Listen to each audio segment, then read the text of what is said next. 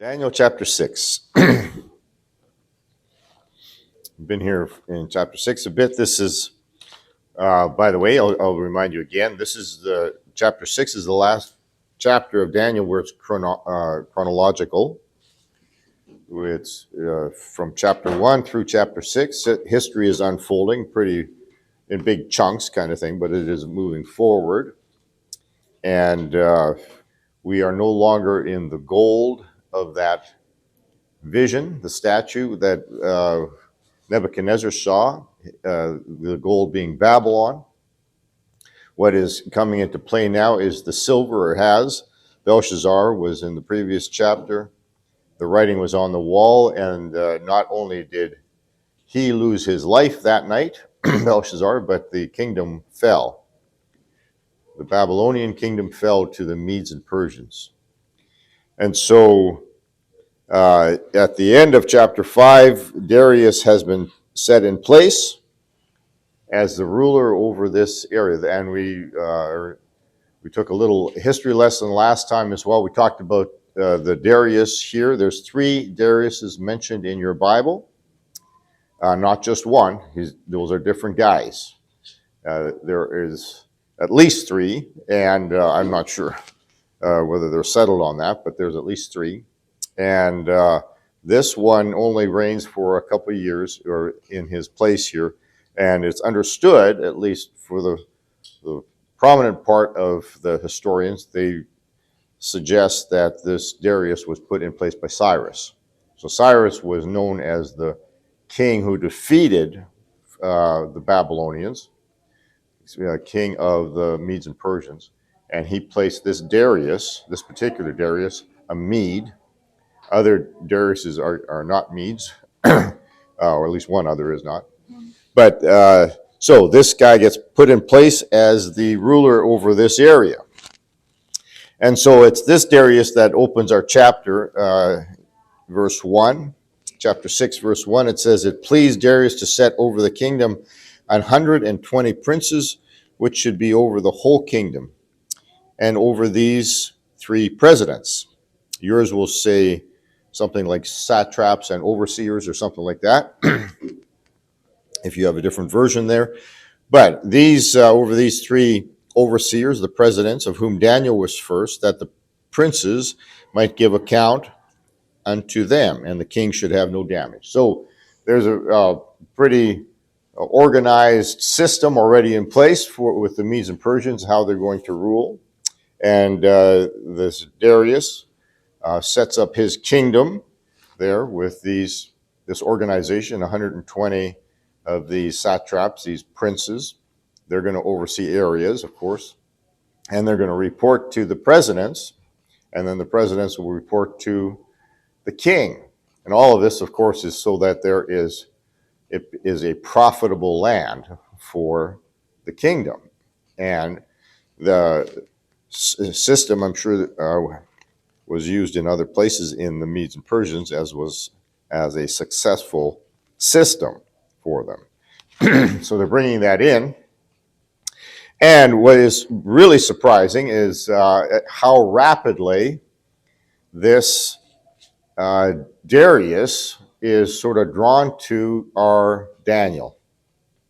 Because it happens, as best I can understand the timeline, it must happen almost immediately that Daniel was noticed, and that is, Darius and Daniel became quite fond of one another.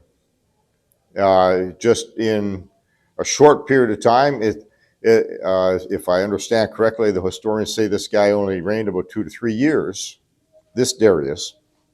And so it was a very short period of time that's involved.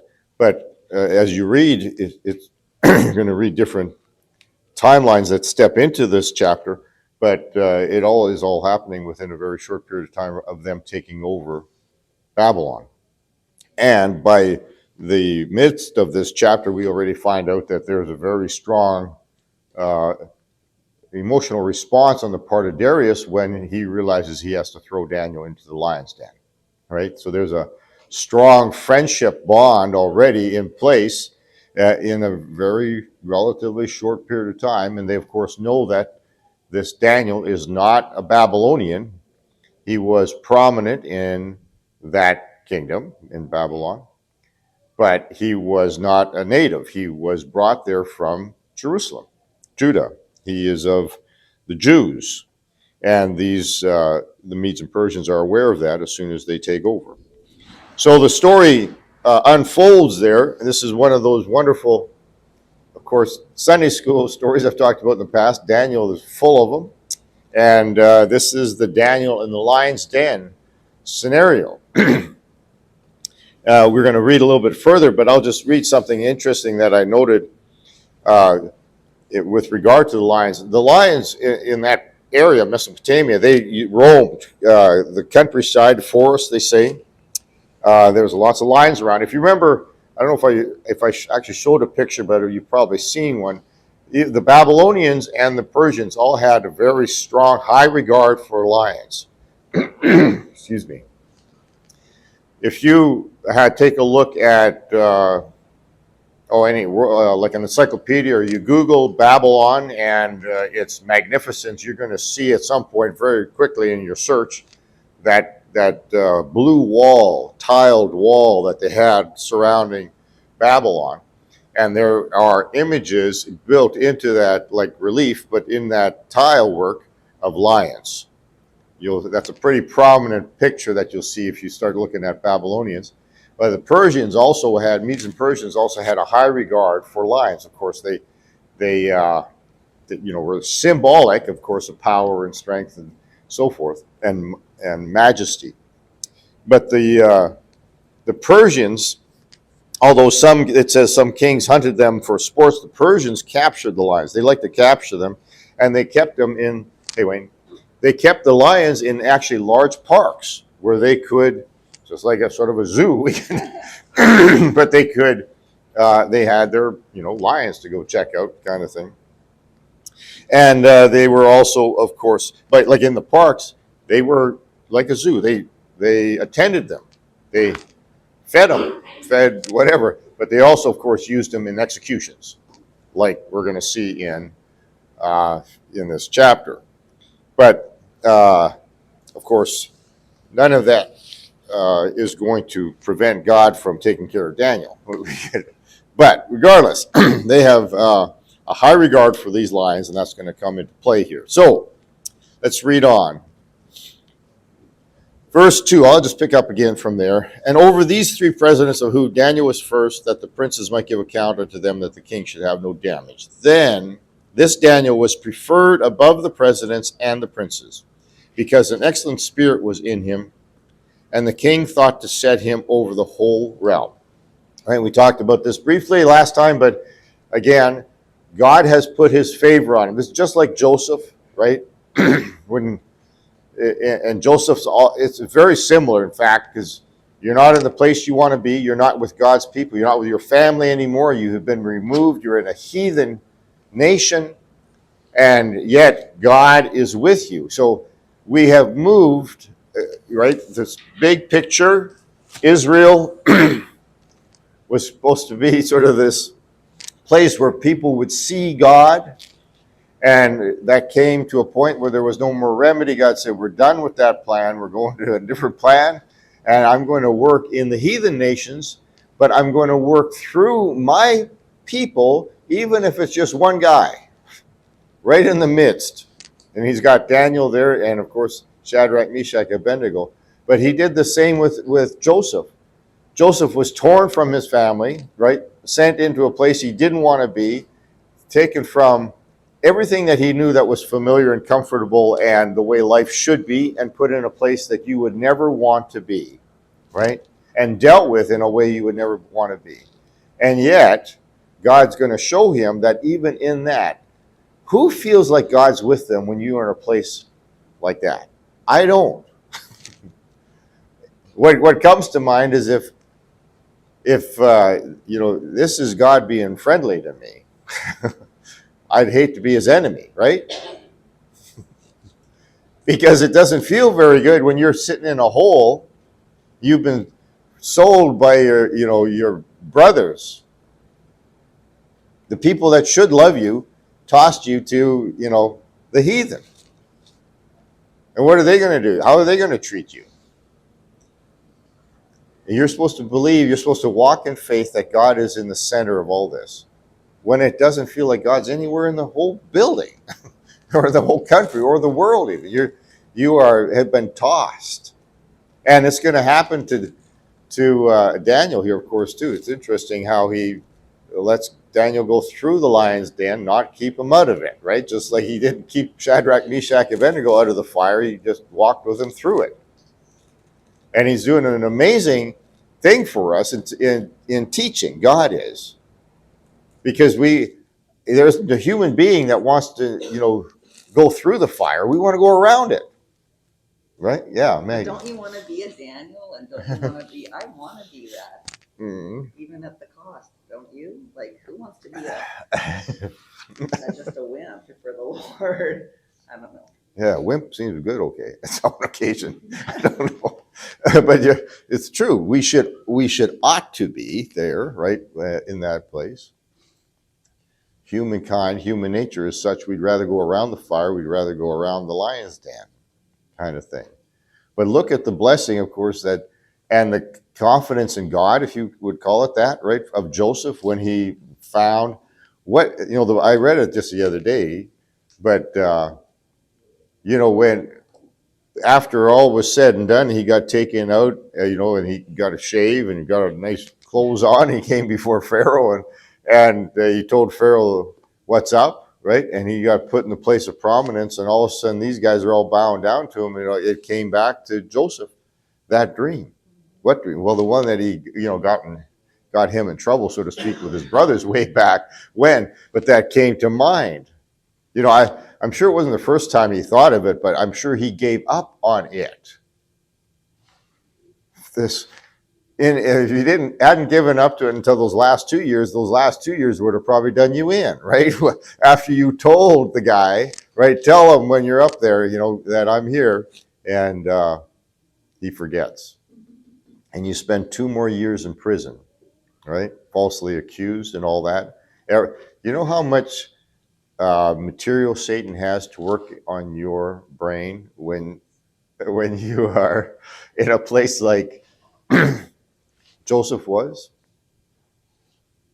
When it's pretty easy to point out all the injustices around you, right?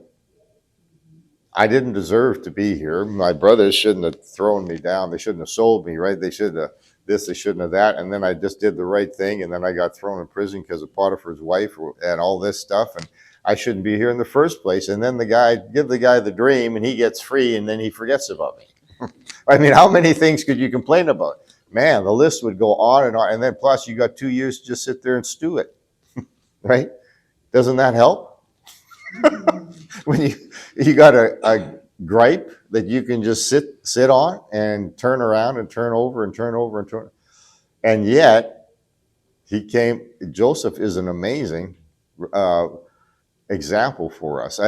It can be done, if nothing else, right? You can look at it, Alan. No, she's done. And even it's interesting because the next guy, he doesn't take any account of it. What were you doing in prison in the first place? Must have been a question somewhere along the line, but you don't hear about it. Well, anyway, it's a similar thing here. When God is going to cover you, right, it's a different plan. So they've moved into this heathen place God has with his servant. And now he's going to have to go through the lion's den. We don't know it yet, but verse 4. Then the presidents and princes sought to find occasion against Daniel concerning the kingdom, but they could find none occasion nor fault. For as much as he was faithful, neither was there any error or fault found in him. So they just gave up trying. Wrong. Wrong. Satan will never give up trying. He will never give up. He will just never give up trying. And it doesn't matter if he can't, he's do you think that he wasn't all over this thing, trying to trip up Daniel? Left and right and left and right and left and right, left and right. And it just says they couldn't find any fault with him. Nothing. But it wasn't just Satan wasn't just waiting for him, to let's get this other plan in place where we try to get him to worship somebody else and he won't do it anyway, so then we'll catch him. He will have been doing all sorts of stuff along the way to try to trip up Daniel, just like he's trying to trip you up, and he will never quit. He's going to keep trying. Now, I want to point something out here. And I mentioned already earlier, but there is already in place, because we're told about it later in the chapter, but in place, there's a very strong bond connection between Darius and Daniel. Okay? So, what will it take? Now, we know it. Satan knows it. Satan is, he's walking on the earth like a roaring lion, looking for who he can devour. Right now, he'd like to devour Daniel. It's figurative, but it's going to become literal. But he wants to take him out. And Daniel has been doing wonderfully well for 40 plus years already, in captivity, right? In a place that he doesn't want to be, serving his God and making a difference. He's actually making a difference in the world. Not just for himself. He doesn't know it. He doesn't have to know it. But he is actually changing the world by living for God in Babylon and now in the Medes and Persians Empire. Well, okay. Then said the men, we shall not find any occasion against this Daniel, except we find it in him concerning the law of his God. So they figured out, they've been observing, that they know how to do it, or they think they know how to do it now. So they're gonna have to do something with regard to his worship of God, the God of Abraham, right? So we talked about this last time a bit too, but so all the presidents of the kingdom, the governors, princes, counselors, captains consulted together to establish a royal statute to make a firm decree that whosoever shall ask a petition of any god or man 30 days, save of thee, O king, he shall be cast into the den of lions. So this is a true conspiracy. Okay, there are all sorts of conspiracy theories over the years. This is a true conspiracy. They are conspiring. It has nothing to do. They do not care about King Darius being praised, worshiped. They could care less. That's not the point at all. Their point is to get Daniel. They do not care.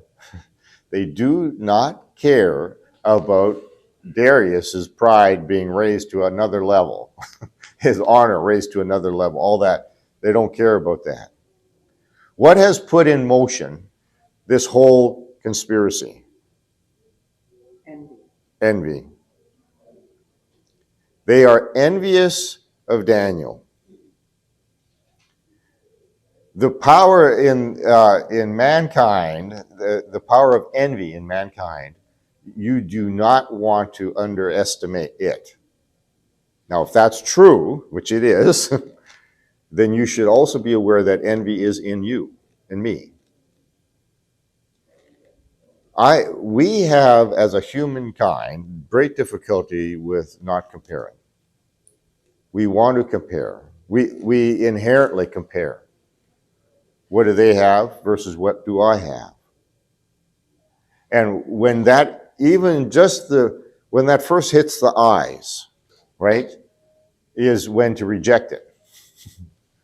Because if you let that come in and let that sort of stir around, boy, would it be nice to have that. And that quickly turns into an envy thing. Now, you can cut it off along the way anywhere, right? But the longer you let that work in, the longer it has roots and then starts to set down inside and sends things the wrong direction in you. Our whole life is comparing.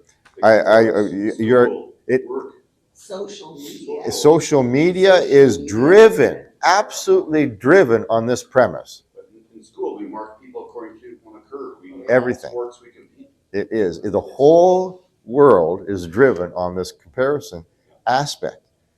And it's part of the problem with mankind's and young people's self-image issues.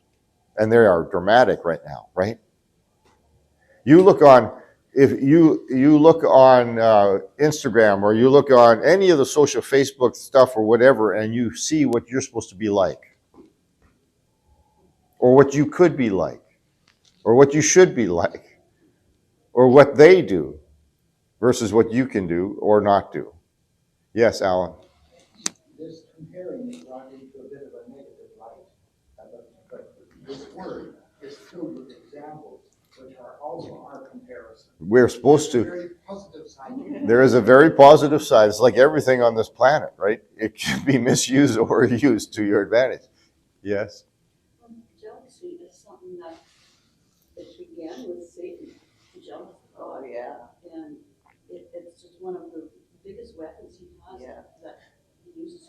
He used it against Eve. He used that very technique, if you would, to cause discontent. There must be something more. You know, that weakness is amazing, that you could take a person out of perfection through envy, through thinking that there's something greater there, right?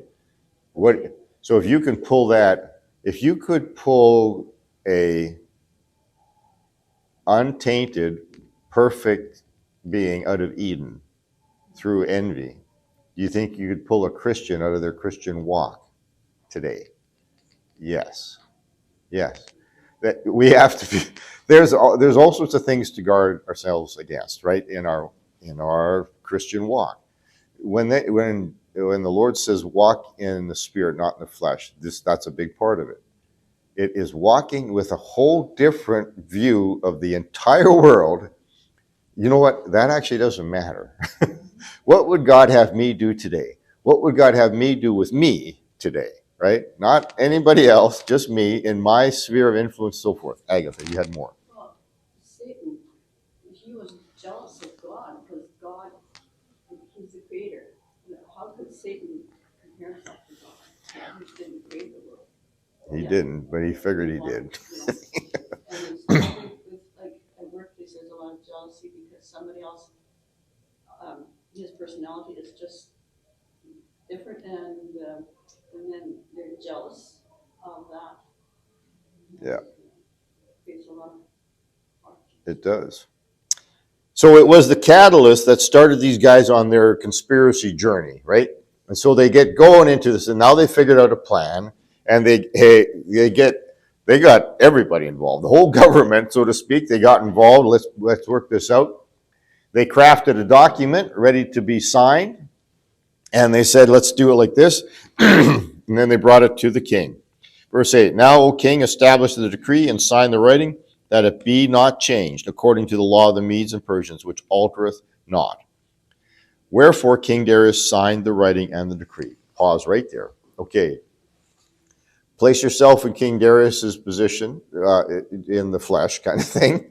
All right. Now, you have a strong bond. You like the guy. You like Daniel. You know of his practice. He loves God. You know that. You absolutely. He'll say as much later on. He actually, when he comes to regret his decision, he's banking on that, what he has seen, that this guy serves the God of Abraham, his God. He serves, and he does it faithfully. He knows all that. This is all in place when he's going to sign it. Somehow, where is his brain now? Where is it caught up in now that he would sign this? himself. Does he think it will have the impact that it's going to have? Does he think, has he thought this thing through far enough to figure out that it will hurt his friend? No. Alan. He is focused on creating unity within the nation on this whole edict, and does Possibly. not realize it contains a trap for himself. He doesn't see it. He doesn't see it. Okay, here's this question, as we're building to. How did Satan get him to do something that would hurt his friend, and he had no clue. How does he get you there? How does Satan work out his schemes so that you come up to it and you are so blindsided you don't see it coming? Hey, Bob. Well, it's all about worshiping him. That's exactly right. What was Satan's, if you would, what does he know about us? Well, we really like me, myself, and I. We like that guy. And we don't mind if he gets put to the top of the pedestal. Even if you are at the top, you could go higher. You must be able to go higher. The guy's at the top. Think of it. It's not like he's some servant down the ladder kind of thing and has an opportunity. Darius is at the top. Isn't he? Mhm.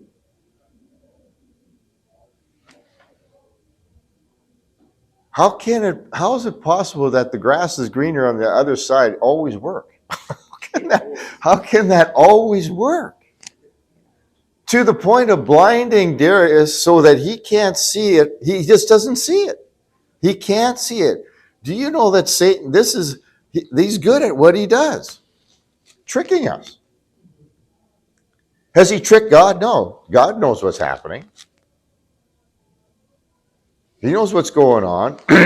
And Darius is blind to it, but he has seen something that makes it override his common sense, makes him override even his foresight, his discernment, all this stuff, and he's going to go with it. Why? Because of self-gain, personal gain.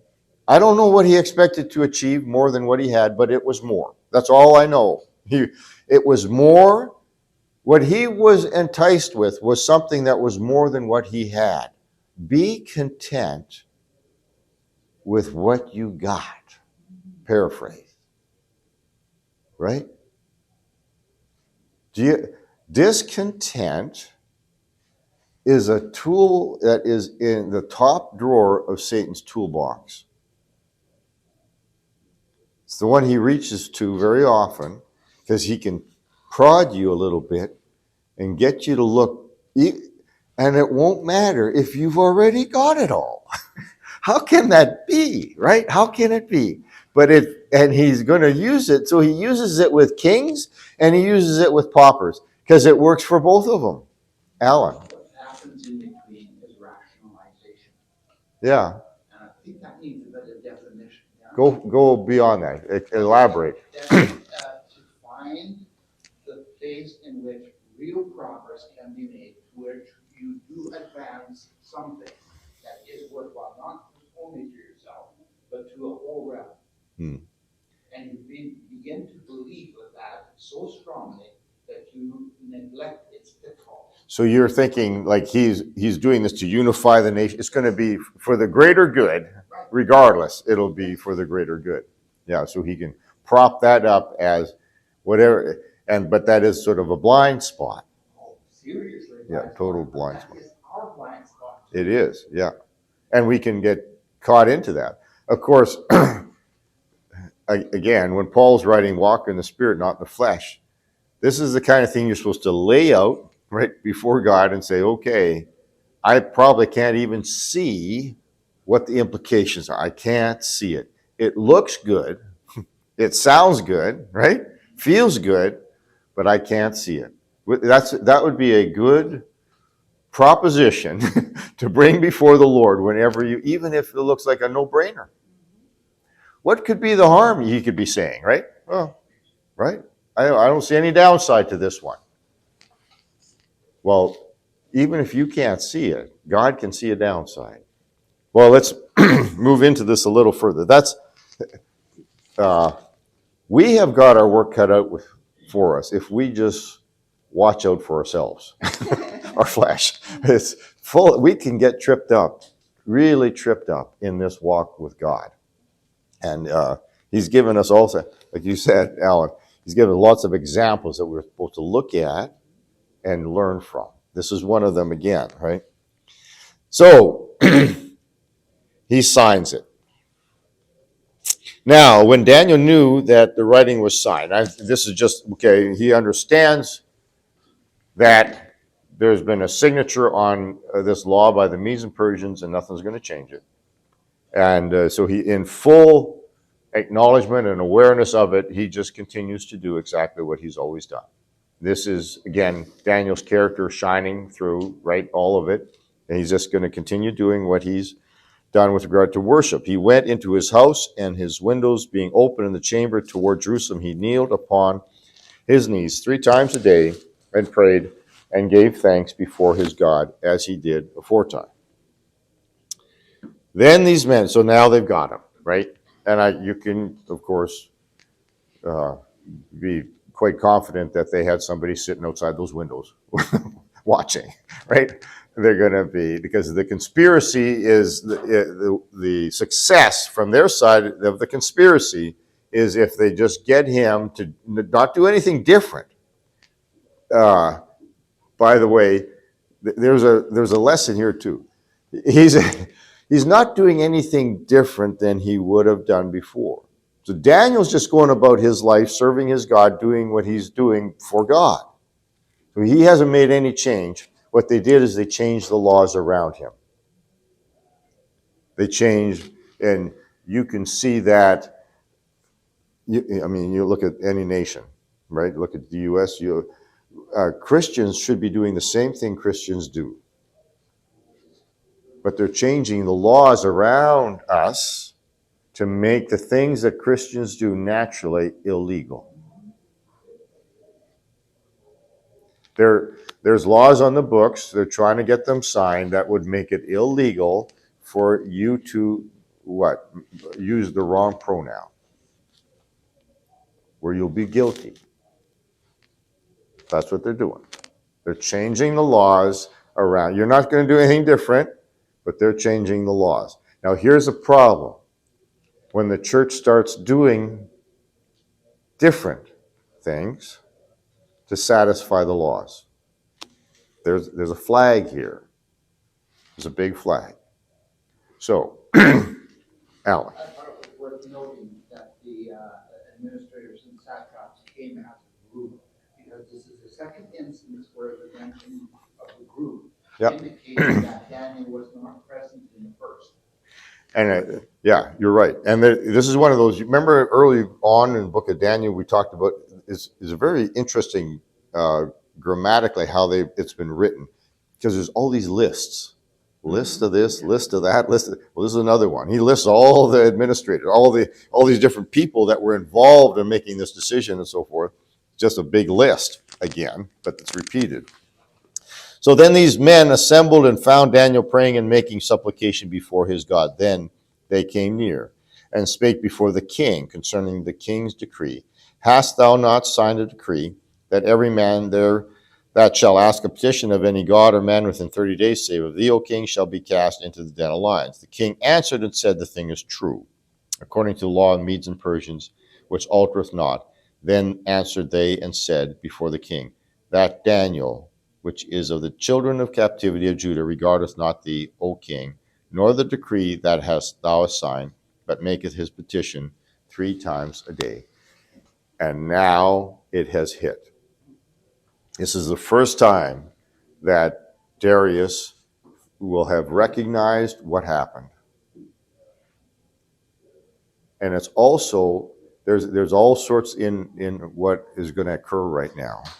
So, yeah. Just a little side note. Yeah. The 3 times a day, praying 3 times a day, why was it 3 times a day? You know, I don't know. And I've often wondered, is that why we always pray before every meal? Because Maybe. is that the 3 times a day? Yeah, Because I've looked at that, thought of the same thing. Is that breakfast, lunch, supper kind of thing? Or is it, but the Muslims do a similar scenario, right? 5 times. Exactly. So I haven't looked into it for This was towards Jerusalem. Yeah. Yeah. And here, I don't think there is anything mystical about the Jerusalem thing other than, you long for home. And that's where the temple is, and he's looking that way. So, yeah, if you're going to look one way while you're praying, you might as well look that way. I don't know, but I can't remember scripture says No. anywhere else. You should always pray before a meal. doesn't actually say it. No, it's just Jesus prays before he eats the fish and that kind of stuff. Yeah, so interesting. We I was could look wondering into that's that. where that came from, that we prayed Maybe. for- And Daniel also, I mean, not Daniel, David also says, in the morning and at noon and at Yeah. evening I will pray. Yeah. So somewhere they picked up this other tradition and or, just word of mouth, pass it down kind of thing. Or that's how Dad did it. Right? Did you have something else, Al? No. So, Vernon, actually, I have something else. yeah, go ahead. You were talking about how girls put pressure on us. Yes. to do certain things. Yes. One of the challenges, and this is just one of the interesting things, Yeah. I'm on a board, and with June being gay pride. Yes. That's one of those. organization wants to- Absolutely. Has in the past sometimes, promoted it and stuff like that, and as a board of directors, a lot of me and other guys said, you know what, we just don't want to be part of this. Yeah. Well, then the management said, well, do you hate gays or said Yeah, stuff, or right. so I explained our position of Yeah. love everyone, but we just don't support all the stuff it stands for. Yeah. And we want to just go. Yeah. Keep it low key. There's lots of pressure against you. There's Such lots of pressure. unbelievable pressure. Yep. And so many crazy arguments for it, it just doesn't make any sense. So, The pressure in the corporate pressure is so massive that they're not necessarily the boards, but the corporation, the executive are so open to that agenda that they're willing to sacrifice sales to accomplish it. They don't care. In the end, it'll come back to the board. They may say, "Hey," so the investors will sort of say, "Hey, what's going on here?" it's torn because social media, Yeah. if somebody finds out this organization Yeah. doesn't support it, we could get called out on social media and Yeah. it could be. That's right. could But they're explode. saying you have to bow to what we say. I've been asked several times, do you know what it is to love? Yes. That's how they will approach it. That is not love. Agatha. They don't, they never, somebody that's committed a murder or whatever, they never say, oh, you don't love that person, because you sent him to jail. Yeah, Satan's agenda is what is. Mhm. Because in India, there's thousands of people now fleeing, Christians fleeing for their lives. I want to bring something else out. When verse 14, sorry. Verse 14. Then the king, when he heard these words, was sore displeased with who? That's refreshing. Yes. Who's he displeased with? Excuse me. I was at a baseball game, I was yelling a lot, and we won, but my voice suffered. He's displeased with himself. Taking responsibility for your problems, your own problems that you cause, is a healthy state of mind. But I believe part of what he is seeing here is that I didn't look far enough ahead. Of course, Daniel's not going to bow down to me. Of course not. Of course not. And he didn't see it till now, but now he sees it. And then he knows he signed it. Nobody's else responsible for signing that thing. If he didn't sign it, it doesn't happen. He signs it, it happens. He signed it, and it happened. And he knows it. And taking responsibility is this is a beautiful first step. Unbelievable first step in making a mess get cleaned up. I don't know. That woman you gave me. That's the wrong answer. Right? That's the wrong answer. This serpent beguiled me. Wrong answer.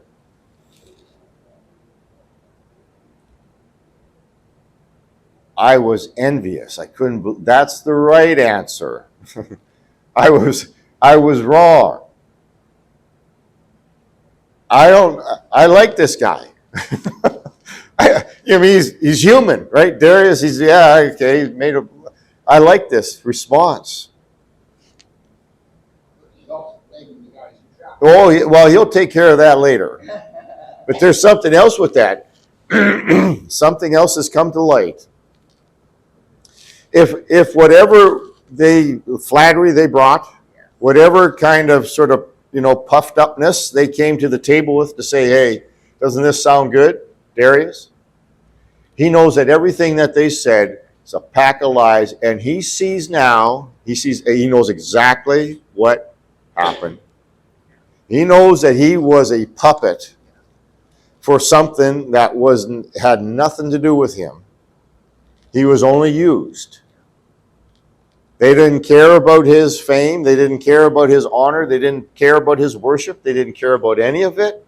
What did they care about? What is he seeing clearly now is that they wanted Daniel's position. And all of a sudden, the world that we live in is absolutely clear to him. Okay, what a fool I've been. This is the light bulb coming on, right? And it's just, okay, I got this. Now he's in a dilemma. Because he knows the law of the Medes and Persians cannot be changed. There's another, I should have got this reference, but there's another one where the ruler, because it can't be changed, but he said, well, okay, the Jews, this is in Esther, no, which is the one where he says, okay, we'll make another law, Jews can defend themselves. He couldn't take away the other law, but he added one. He said, okay, you guys, by the way, that would be a law right now that would take care of a lot of things in America, Canada. You change a couple of laws so that people could just defend themselves, and all of a sudden that other law wouldn't matter anymore. There's a few of those. We won't bring them up here. He's in a dilemma because he can't figure out any way to get out of this. He's going to go on. Then the king, when he heard it, displeased with himself, he set his heart on Daniel to deliver him. He said, every fiber in this guy, from that moment on to the rest of the day, he spent trying to figure out how. This is the most powerful man on earth. He can do what he will, if you would. But he knows he can't change the law. I don't know what they had in place that enforced this, but whatever it was, overrode even what he could have done. Whether there would have been just a mass rebellion from the military, I don't know. Something was in place that was so powerful, they said they can't change it. There's nothing, we cannot change this. And everybody knew it, including the king. So you would, if you have all power of those still, you would rack your brain to see, is there any other way? How do we get out of this thing? And he can't do it. Verse 15, then these men assembled unto the king and said unto the king, know, O king, that the law of the Medes and Persians is that no decree nor statute which the king established may be changed. You can't do it. And by the way, I suspect right now, Darius isn't happy with these guys at all. And coming back and throwing something in his face like this is not going to help their position later. Wayne. Sorry for my bunny trail. But I like it. Backing up a little bit. Yes. They talk about, they point out to the king that he's exiled from Judah. The king knows where he's from. Knows exactly. But they're trying to downgrade him. Human nature, I think we discriminate. Oh, that guy's brother once didn't pay me back. It's character assassination is what it is. They're going to go after to try to slander him, take down the character. Classic. Yeah. Classic, Alan. Absolutely. No, it's absolutely true. Now, even if Daniel had got eaten, I don't think it would have gone well for these guys after him. Right? No matter what, it wasn't going to go well. But he was displeased with himself and he's upset. Can't be changed. So then he relents. Verse 16, he just says, now there's something that happens here, though, in his heart. Then the king commanded and brought Daniel, cast him into the den of lions. And he says, now the king spake unto Daniel. Now this is a very personal deal now, because this is his friend. And he has made a fool of himself. He's allowed himself to be made a fool of. The king has. He's allowed himself to get played by these guys. He can see the thing. It was envy that they wanted. It was pride on my part. I don't know why I signed that thing. What do I need? Right? I don't need more worship or whatever. It wasn't real. These guys didn't really want it or desire it of me or anything. And now he's having this conversation, and he is at the mercy of Daniel's God. Because he recognizes that there's something powerful in that God of Daniel, right? And for what it's worth, he just says, now, thy God whom thou servest continue. He says he will deliver thee. I don't know where he gets it from. I don't know where he gets his confidence that that's what's going to happen, but it seems like he has at least some idea that that's how it could turn out. Now, he's not 100% sure. It's like running to, it's like not going to the grave on the third day because you weren't sure that that's what was going to happen, even though Christ said it how many times, right? Agatha. He must have seen in Daniel's personality that he knew where Daniel's strength lay. Yeah. I fully expect that someone has recorded and given the accounts of what has happened during when the Babylonians were there. Daniel didn't, what did you do in the past? What could you put on the resume if you were Daniel? I mean, what would other people, how would you present the guy? Well, this is the guy that told Nebuchadnezzar the dream, right? And did this and that and the other thing. And by the way, his buddies were the guys that got tossed in the fire and all that, right? There is miracles that God was using to bring these guys to prominence. And I'm assuming some of that was at least presented to the King Darius about who this guy was. And not to mention his own character. And it could well be that God did some other miracles in front of Darius's eyes, so he sort of recognized that there's power in that guy's king, or that guy's God, rather. But regardless, this is what he says. And then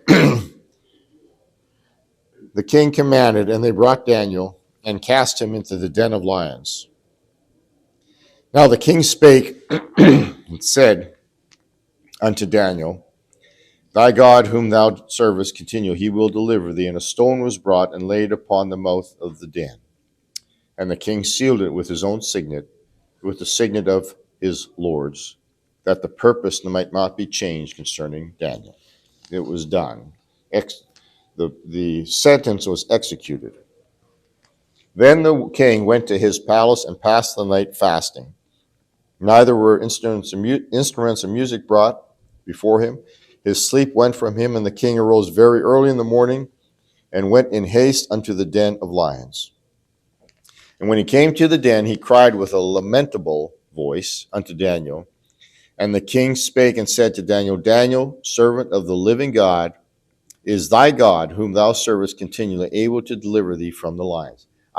Again, there's all sorts of clues here that these guys must have sat and talked, right?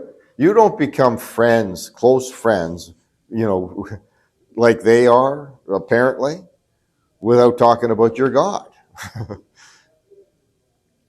It's just, and you don't have to do any more or less.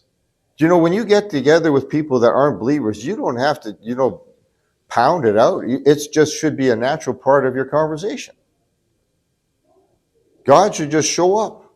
He just shows up because that's who you live with, right? That's what you do. And I'm positive that's what Daniel did. It just showed up.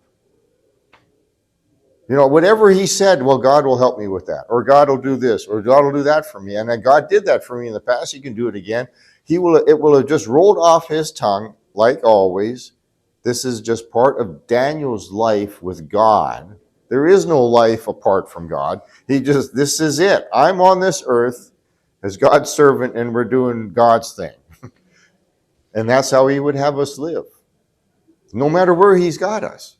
And it's just evident that this relationship, Daniel and Darius, has been such that they've just poured out their hearts in friendship, just talking. And the guy has come to realize he trusts Daniel enough that he recognizes at least that his God is real. He thinks he's as real as any other God there is, and he is seemingly even more powerful. Agatha. It would seem to me then that from this, what you're just saying, that Daniel, like, and Darius together, Daniel must have told him about his God. Oh, Like, I'll pray absolutely. for you or something like that, that Always. your God. Always.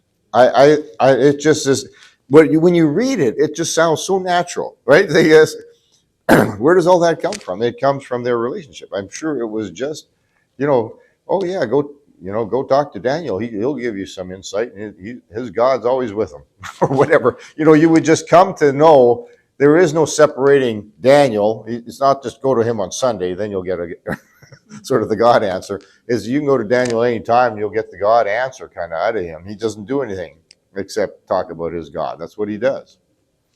It's so much a part of him, it was recognized. And of course, the closer you got to Daniel, like a close friendship like Darius apparently had, the more you would just have some respect, I guess, is a good word. He respects, you can hear the respect that he has for Daniel. It's all over it, right? It's all over it. He will have felt that Daniel was friendly to him, right? And actually cared for him. He will have truly felt that Daniel cared for him. You don't become friends with someone that you don't, think hates your guts. That's not an easy one, right? But there was a good relationship going on. So he's expressing all this, and he wants to feel confident, but in the end, he can't feel any more confident than any other human being. Is God going to do what you hope God does? Right? That's sort of where you're at, and he's hoping that this God has showed himself powerful.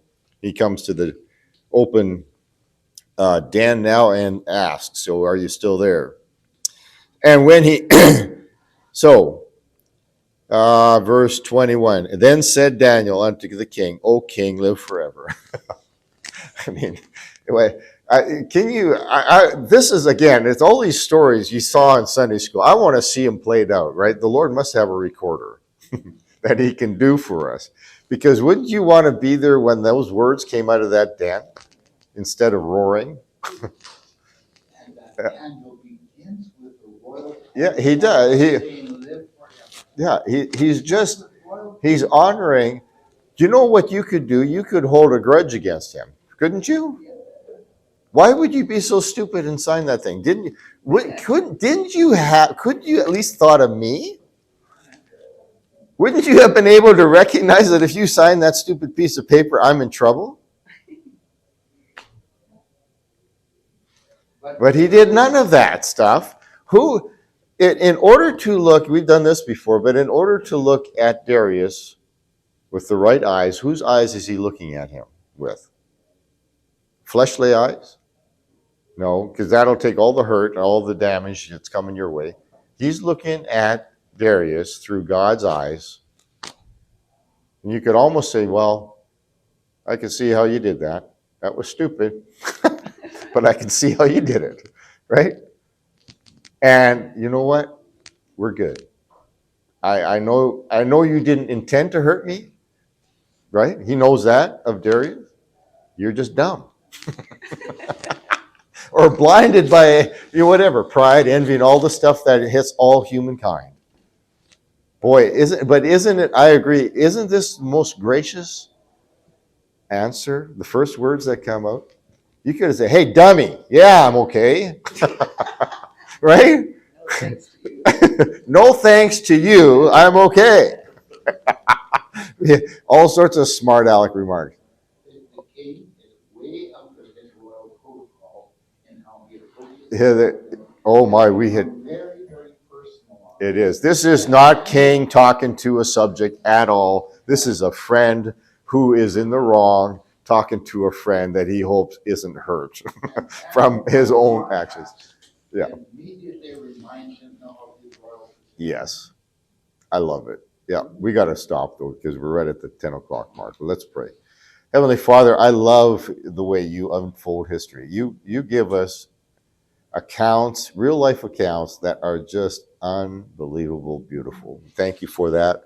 I pray that you would help us be Daniels even when we get tossed in the lion's den and every other place, that we would befriend people truly and they would just see God, you in us, not us, but you. And we just pray for your help in doing so. Bless the remainder of this morning's service. Thank you for your word and how joyful, beautiful it is. Amen.